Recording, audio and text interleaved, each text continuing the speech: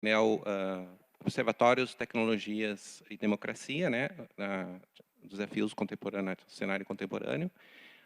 Gostaria de convidar, então, a professora Aline a compor a mesa, e o professor Davi, né, para compor a mesa aqui, para nós iniciarmos já o nosso painel. O professor Davi, então, é um professor visitante do Departamento de Ciência Política da Universidade Federal de Pernambuco, PhD em Ciência Política pela Universidade de São Paulo e vencedor do Prêmio CAPES de Tese 2017 na área de Ciência Política e Relações Internacionais. Atuou nos seguintes áreas: políticas públicas, estudos legislativos, métodos quantitativos em ciências sociais e análise automatizada de conteúdo. A doutora Aline Clínio, é pesquisadora, integrante da equipe de vice-presidência de Ensino, Informação e Comunicação da Fundação Oswaldo Cruz, membro do grupo de pesquisa em ciência aberta da Fiocruz e colaboradora na formulação e execução da estratégia institucional para a produção coletiva e implantação da sua política de ciência aberta, com foco na abertura de dados de pesquisa. Doutora e mestre em Ciência de Informação pelo Programa de Pós-Graduação em Ciência da Informação, convênio IBCT, Universidade Federal do Rio de Janeiro, membro do Laboratório Interdisciplinar sobre Informação e Conhecimento, participante do programa Open Leaders da Mozilla Foundation e interesses de pesquisa, ciência aberta, cadernos abertos de laboratório, ciência cidadã e dados abertos.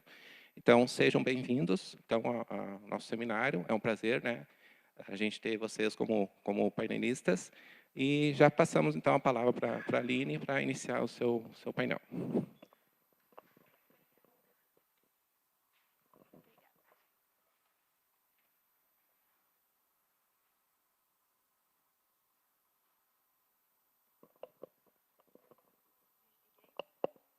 Alô? Oi. Boa tarde.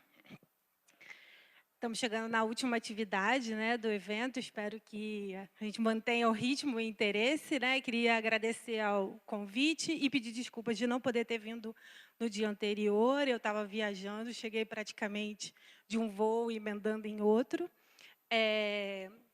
O meu nome é Anne Clínio, como o colega já comentou, né? A minha área mais forte de pesquisa e de atuação é a ciência aberta. E eu quis trazer um pouco da nossa experiência de pesquisa e de atuação também sobre esse tema, porque ele vai refletir diretamente... Estou num lugar ruim? Opa. Tá.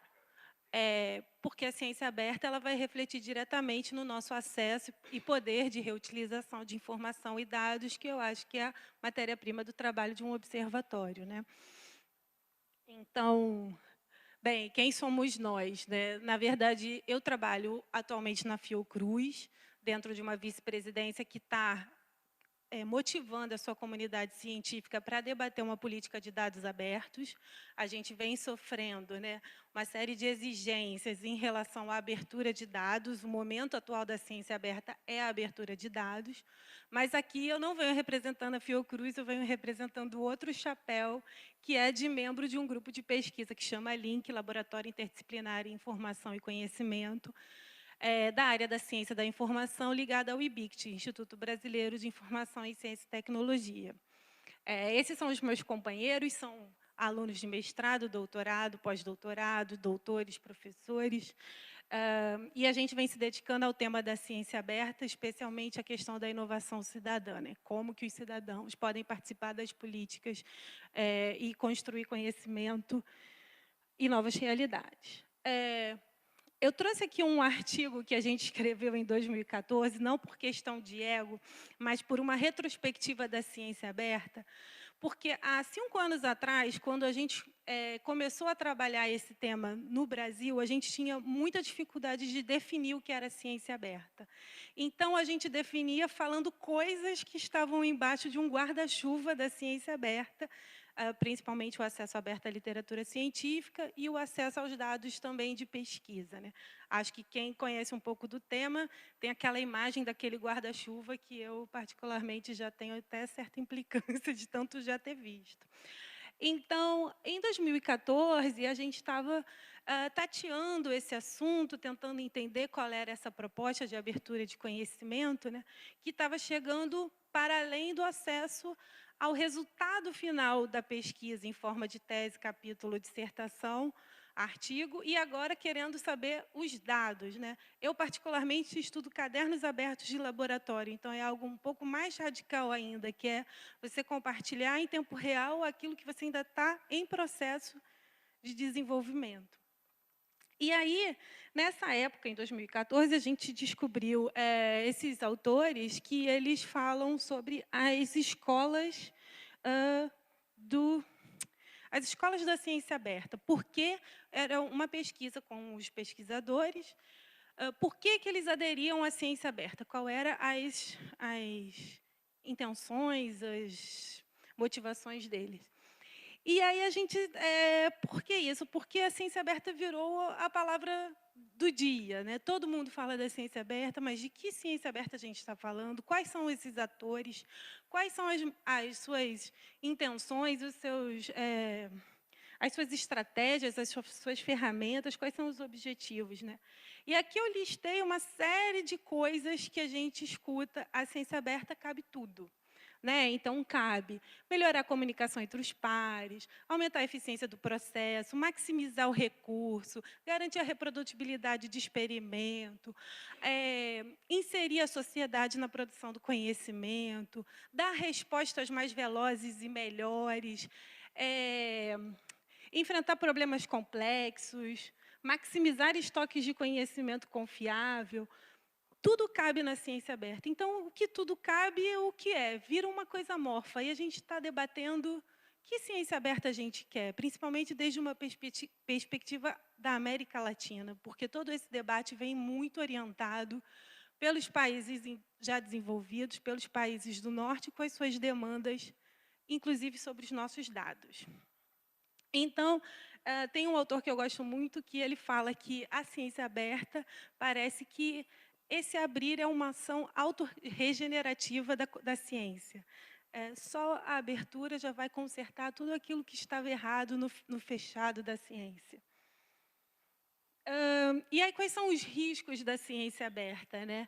Essa autora, eu gosto muito desse termo open washing, ela diz que existe uma habilidade muito premente das corporações, que é adotar o discurso, adotar o sentimento, adotar o valor, mas transformar aquilo em lucro, né? Fazer monopólio de dados, construir outras situações, né, de exploração e de precarização.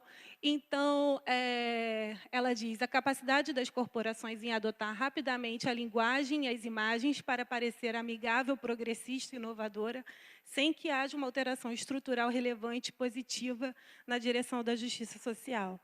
E aí, quando a gente vai falar em pesquisa, um exemplo, esse é um trabalho de 2 canadenses, que eles fazem um mapa do processo de pesquisa. Tudo que a gente faz, desde uma criação de uma hipótese, coletar dados, analisar, escrever, publicar, tudo que a gente faz em relação a uma pesquisa. E daqui ele mostra tudo que a Elsevier já tem de produtos para ofertar para a comunidade científica e tornar esse ciclo de produção de conhecimento, que a gente tinha a nossa autonomia de como gerir, de como fazer, um novo serviço, um novo mercado, no qual a gente vai ficar dependente dessas plataformas, desses serviços, desses conteúdos. Esse estudo mostra que das 5 principais editoras mundiais, 3 se realinharam agora, elas não são mais editoras, elas são provedoras de soluções, elas são, trabalham com analytics, eles são entrega de soluções para esse processo de produção de conhecimento. Então, a gente, enquanto pesquisador, nós somos o grande novo mercado aí para muita gente que ganha muito dinheiro, né? Tem um documentário chamado Paywall, que mostra que essas 5 grandes editoras têm lucros maiores que o Google, maiores que várias empresas aí muito bem cotadas na Bolsa. Então, tendo uma perspectiva mais reflexiva da ciência aberta, o David ele vai dizer que esse fenômeno que a gente está considerando agora super novo, porque a internet nos deu a possibilidade de trocar, que essa é a nossa grande oportunidade de fazer colaboração, na verdade, a gente já teve um episódio desse, que foi a própria ciência moderna, onde a gente começou a adquirir um novo ethos, novas estruturas mais abertas, saindo um pouco da cultura do segredo, é claro que são passos, né? E aí ele vai dizer que a questão não é exatamente da produção do conhecimento, temos uma nova maneira de produzir conhecimento, é uma questão epistemológica? Ele diz que não, que é apenas uma economia do patrocínio. Como o patrocínio vai se reorganizar e vai demandar novas coisas daqueles que são patrocinados. Ele diz que na ciência moderna, esse momento foi o momento de uma grande matematização do conhecimento, então que eu, enquanto patrono, rei de algum lugar, eu não conseguia entender o que aquele sujeito estava me propondo. Então, eu precisei criar um sistema de balanço no qual outro par dele vai dizer se aquilo que ele está falando faz sentido, se eu posso apostar naquilo ou não. E David vai dizer que, na verdade, a ciência moderna vem dessa mudança na economia do patrocínio. E daí a gente pode pensar também que mudanças a gente está vivendo agora na nossa economia do patrocínio, que agora tudo é dados, né? Quem ainda não ouviu que dados são o novo petróleo, é todo dia, né?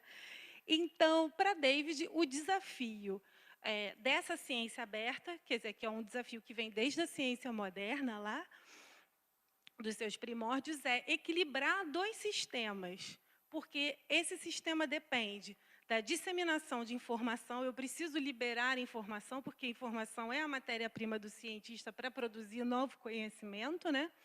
Mas, ao mesmo tempo, eu tenho uma pesquisa e desenvolvimento corporativa, então eu preciso ter instrumentos, as licenças, o direito autoral, a patente, que me garantam o retorno financeiro também. Para esse autor, o X da questão está aí nesse equilíbrio entre essas duas linhas. Eu vou passar isso aqui bem rapidinho, porque como tinha a questão da democracia, você pode me dar uns 5, 10? Que aí eu sei que são 20 minutos, né? Eu quis trazer essas 5 linhas de pensamento, eu vi que eu pulei o slide. Aquele primeiro autor que falava, né, das motivações, por que os pesquisadores estão aderindo à ciência aberta, ele vai dizer que tem 5 linhas, 5 grandes argumentos. E a primeira delas é uma linha mais pragmática, que vai dizer que é mais eficiente se a gente colaborar. Né? E quem é que está mobilizado nisso? São os próprios pesquisadores. Né? Então, se a gente abre esse processo, essa coisa da inteligência das multidões, do Open Access, do Open Data, a gente vai ser mais eficiente, isso é mais pragmático. A segunda é das infraestruturas, e é o pessoal que está mais preocupado em criar as ferramentas para essa informação circular mais fácil.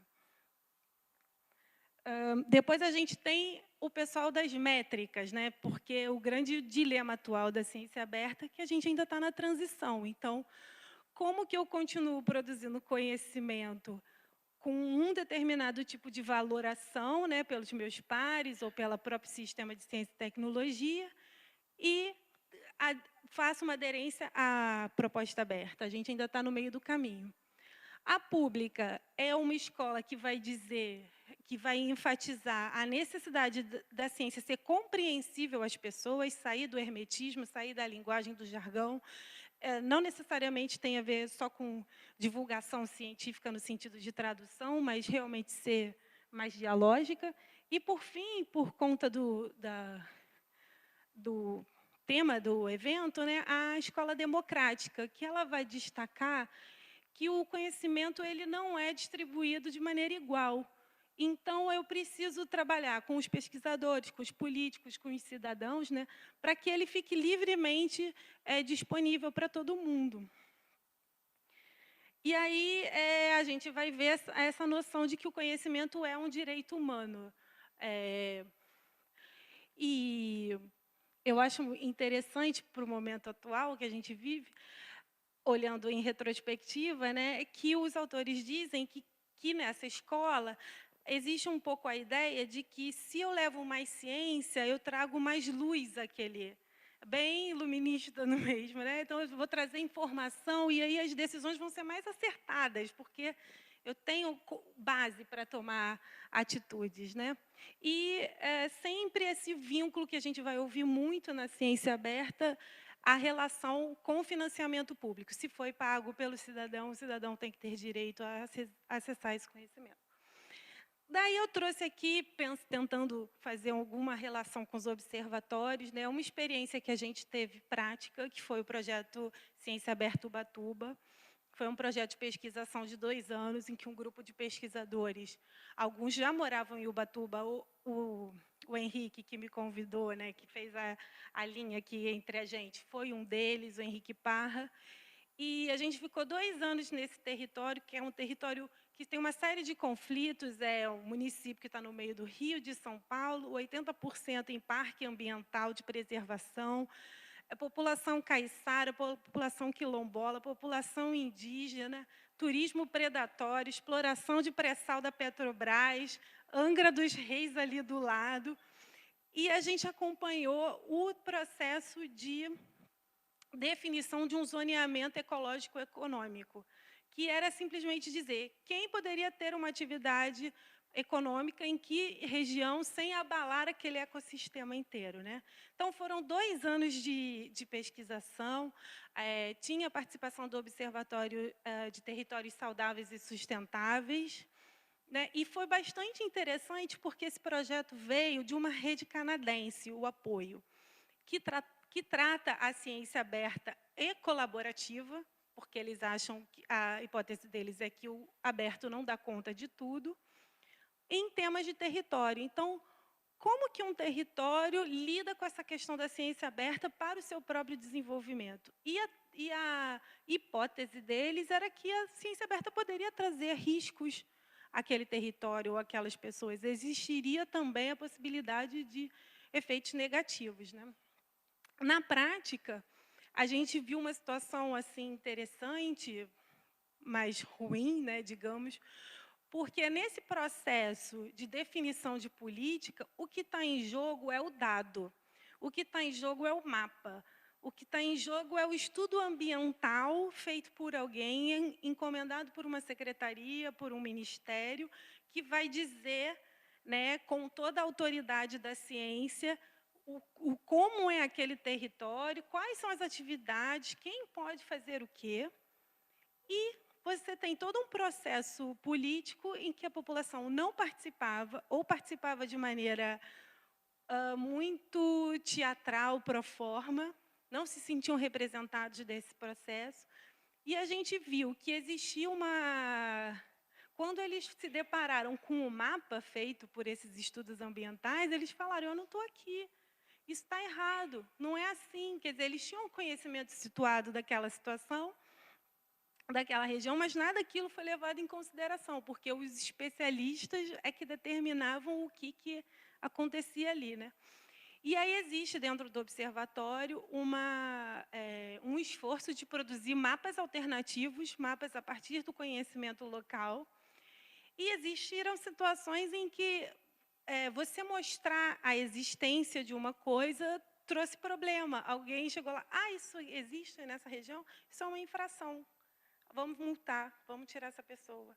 Então, pensar um pouco também, dentro da ciência aberta, essa ideia de total transparência, de tudo ser mostrado, o quanto que, às vezes, isso também traz riscos para as pessoas envolvidas, né? Uma reflexão. Daí, meio que sintetizando o que a gente percebeu nesses projetos todos de pesquisa, né, é que a ideia, né, o mote inicial é a maneira como produzimos e comunicamos ciência não dá conta, é equivocado. Temos tecnologia agora para fazer melhor, essa é a nossa oportunidade. Vamos adotar esse paradigma aberto, né, que é a ideia do conhecimento aberto. Então, eu posso acessar, reutilizar, redistribuir aquela informação, aquele dado da maneira como eu quiser. Mas a gente vê que não existe ainda um consenso sobre o que significa essa ciência aberta. Quais são os impactos dela? algo que mobiliza tantos atores diferentes e tantos objetivos diferentes, alguma coisa ainda não está bem determinado.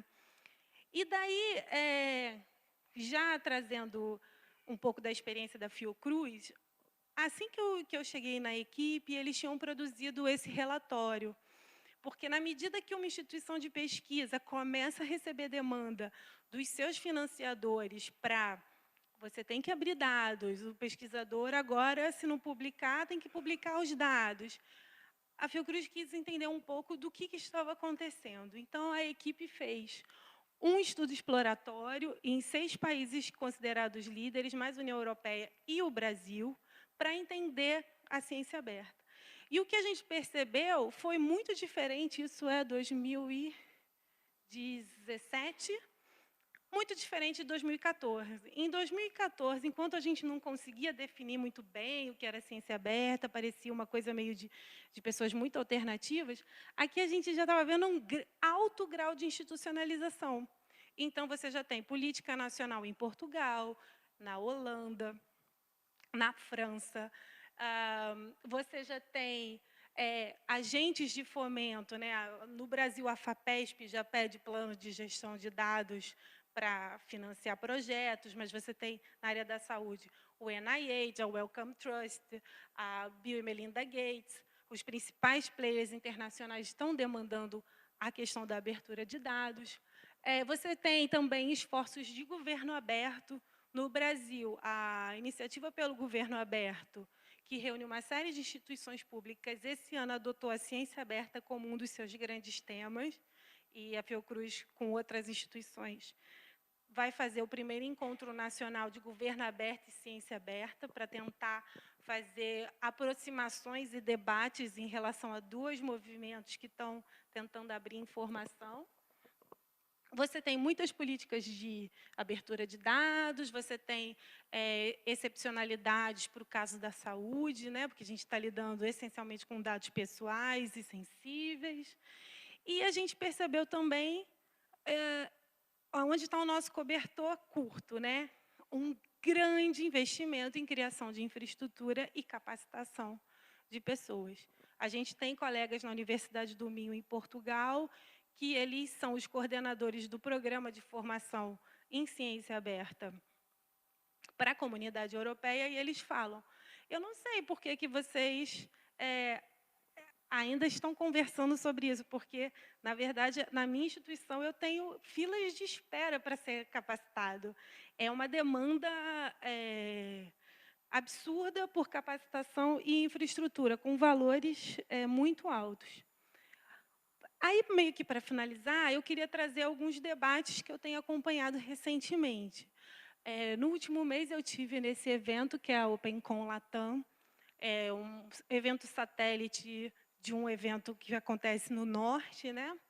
E aí a gente está debatendo, inclusive, por que a gente está adotando esse nome, se a gente tem as nossas especificidades também, né? Olhando um pouco as nossas próprias contradições. E aí, o que a gente sentiu nesse evento, né?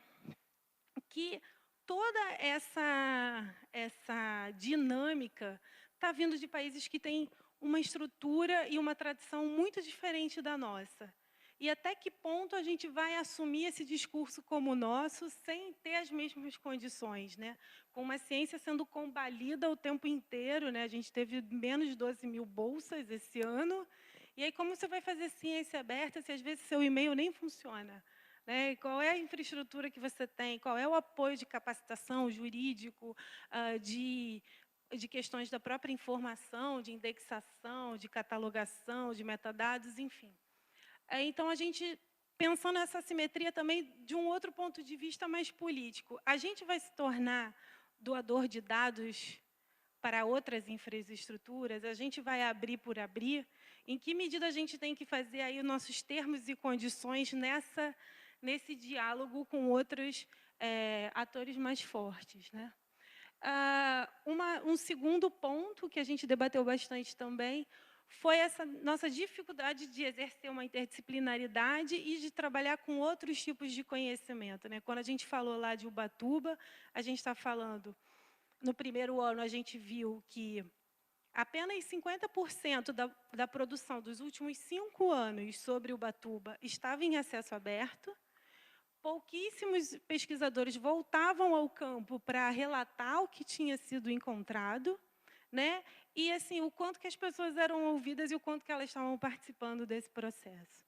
Então, a gente tem muito essa dificuldade, e a ciência aberta, no discurso dominante, é como se tudo fosse muito automático, né? E a gente sabe que isso é um processo largo, que tem que gerar confiança, que não é o tempo que a gente tem de execução de um projeto de pesquisa. E o mito da transparência total, né? Será que mais informação vai levar a gente a decisões mais acertadas? Essa é a questão. Quando a gente estava lá em 2000, ainda nos primórdios da internet, a gente achava que, né, nossa, agora eu posso falar com qualquer pessoa no Japão, agora eu sou blogueiro, a gente falava blogueiro, agora não tem o gatekeeper, né, ninguém vai me impedir de chegar lá, e hoje a gente tem uma situação completamente diferente em relação à internet, né? Então, será que mais informação realmente vai trazer a gente decisões mais acertadas? E aí, assim, algumas estratégias que a gente conversou nesse evento, é um evento que reúne pesquisadores e ativistas, sair um pouco desse discurso da carência, né, que a gente não tem alguma coisa, então, e reconhecer aquilo que a gente tem. E uma coisa que a gente tem é uma tradição, por exemplo, no acesso aberto. O Brasil é líder, era pelo menos até o governo não destruir tudo, era um dos líderes, né, do movimento do acesso aberto. A gente tem um número gigantesco de revistas em acesso aberto. A necessidade de a gente ser protetiva em relação aos dados, que é a nova demanda, e aí a gente tem que realmente pensar o embargo, pensar como que esse material deve ser trabalhado, a questão da autoria, da citação, enfim, inclusive da própria sustentabilidade financeira, né? Existem dados que levam 20, 30 anos para uma coorte e você não vai... É o segredo do seu negócio, digamos assim, é de interesse de muitas instituições trabalhar de outra maneira, que não o aberto total. A gente também reconheceu que a gente tem um diferencial, que é a nossa capacidade de mobilizar a sociedade, né, e frente às mudanças climáticas, e frente à tendência a pandemias e processos super complexos. Isso é uma coisa que a gente tem forte, que a gente pouco reconhece, frente a outras estruturas. E, como estratégia, essa ação em bloco, a gente entendeu que uma instituição sozinha não vai conseguir desmobilizar todo esse discurso, então a gente está pensando em estruturas federadas, em compartilhamento de serviços e os observatórios, para trazer um pouco para cá, porque assim a gente percebeu o quanto que os ativistas também têm suas estratégias de monitorar a situação e de fazer incidência política através de observatórios que, às vezes, até a comunidade científica não está tão atuante, porque está pensando no paper, está pensando no seminário, no congresso. Então, essa é um pouco da estratégia que a gente estava pensando lá na OpenCom. E aí, a segunda e última experiência que eu queria compartilhar de vocês é o Mozilla Fest, que é um festival produzido pela Fundação Mozilla, aquela do browser, né, que a gente usa. E eu fui convidada para fazer uma sessão lá. E aí, o que eu observei, isso foi semana passada, o que eu observei lá no norte, dos debates sobre eles, é claro que não era exatamente sobre ciência aberta, nem sobre observatórios, mas tinha uma presença massiva de observatórios, e observatórios latino-americanos, principalmente, é que eles tratam a cultura aberta de uma maneira bem diferente um pouco da nossa.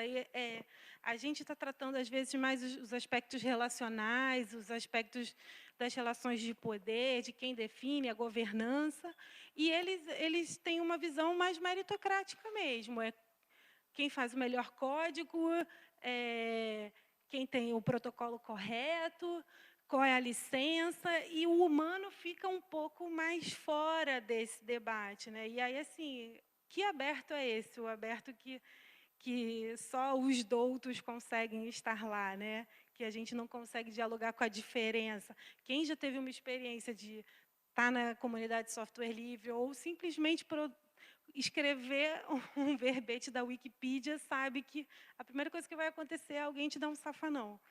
Alguém vai te dar um pito, alguém vai dizer que você fez errado.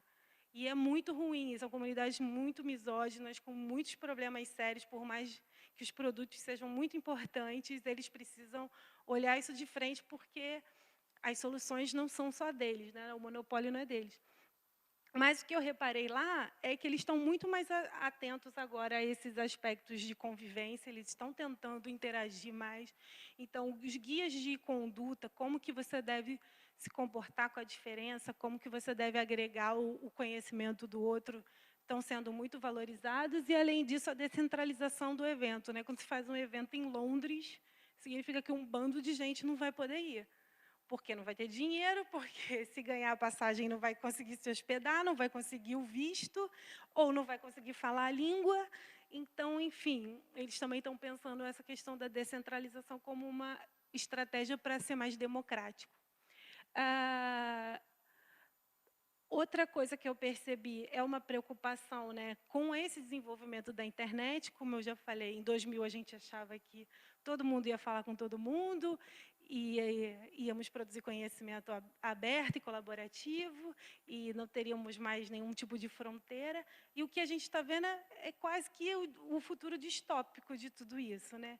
Então, são os jardins morados, a internet, né, a web, né, que o Tim Berners-Lee fez lá para melhorar a comunicação entre os físicos, né, uma coisa que nasce na comunicação científica, vira o Facebook, vira o Google, vira 5 espaços mediados, você não sabe por que você está vendo aquele coleguinha, porque é um algoritmo que está ali, então você já não tem o acesso ao diferente.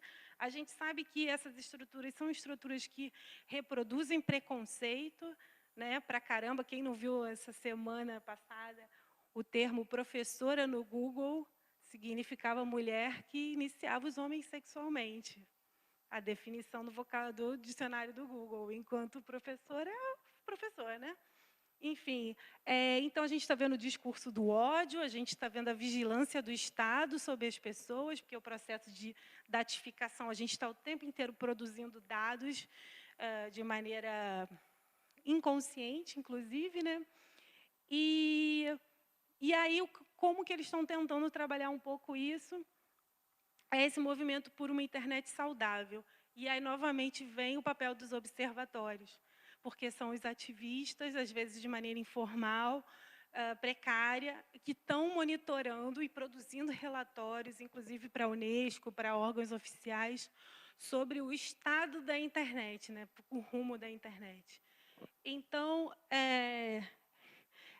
era isso que eu queria trazer, compartilhar algumas experiências, e aí a gente conversa. Esses são os meus contatos. E é isso. Obrigada.